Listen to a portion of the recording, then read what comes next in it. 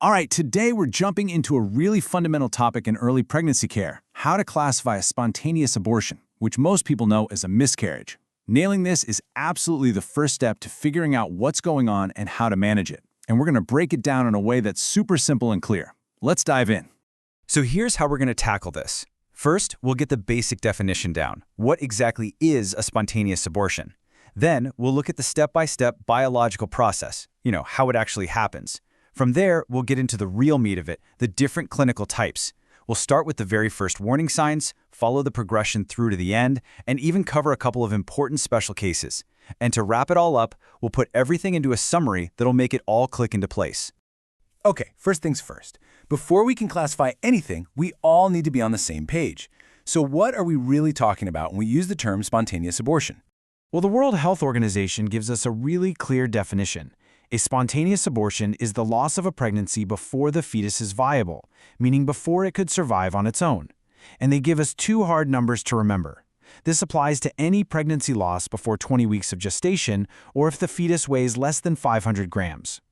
Those two criteria, 20 weeks and 500 grams, that's the universal standard. So what's actually going on inside the body when a miscarriage starts? It turns out there's a pretty standard sequence of events, almost like a biological script that plays out. And understanding this cascade is the key to understanding why a patient has the symptoms they do. It's like a chain reaction. It usually starts with some kind of abnormality, either with the fetus or the mother, that messes with the placenta. This weakness can cause bleeding right where the placenta is attached to the uterus.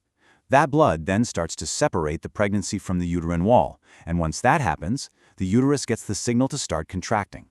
Those contractions then cause the cervix to open, and eventually the products of conception, the fetus, and all the placental tissue are pushed out.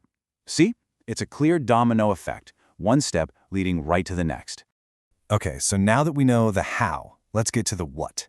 We actually classify the different types of miscarriages based on where a patient is along that 7-step path we just talked about. And this right here, this is the secret to the whole thing. It all boils down to just two simple questions. Number one, is the cervix open or closed? And number two, have the products of conception been expelled? If you can answer those two questions, you can classify any type of miscarriage. Seriously, keep these in your head as we go through the next few slides.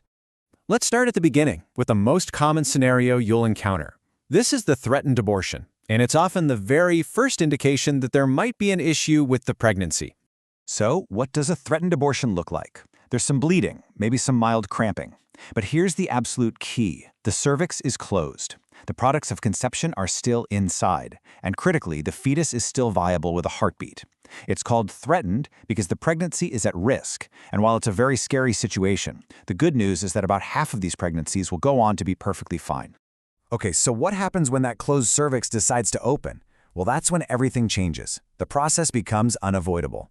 The next 3 types we're about to cover, inevitable, incomplete, and complete, are really just different stages of the expulsion process once it's truly begun. This is the point of no return. Once the cervix is open, the miscarriage is considered inevitable. The bleeding and pain are typically much worse than with a threatened abortion, but the products of conception are still inside the uterus. The open cervix is the big red flag here. It signals that the pregnancy can't be saved and expulsion is going to happen. Moving one step further down the line, we have an incomplete abortion. The cervix is still open, but now some of the tissue has been passed, but not all of it.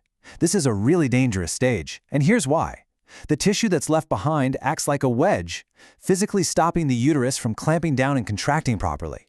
And because it can't contract, the blood vessels stay open, leading to persistent, heavy bleeding.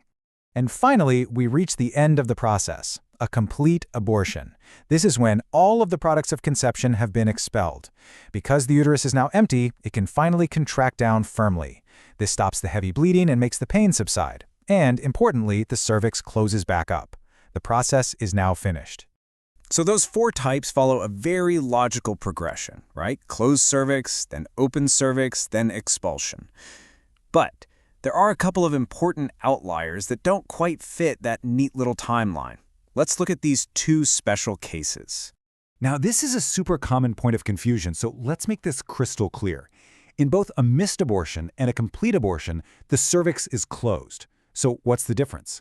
It's all about what's inside the uterus. In a complete abortion, the uterus is empty because the fetus has been expelled, But in a missed abortion, the fetus is no longer viable, but it's still retained inside the uterus. This is exactly why it gets the nickname silent miscarriage. The pregnancy is ended, but the body just hasn't gotten the memo yet, so it hasn't started the expulsion process. The cervix stays closed, there's usually no pain, and just some minimal brownish discharge, if any. Often, the only clue for the patient is that her pregnancy symptoms, like morning sickness or breast tenderness, just kind of fade away. Okay, our final type is a big one. A septic abortion is not really its own category in the same way, but rather a severe complication. It's when any of the other types of miscarriage gets complicated by a nasty uterine infection.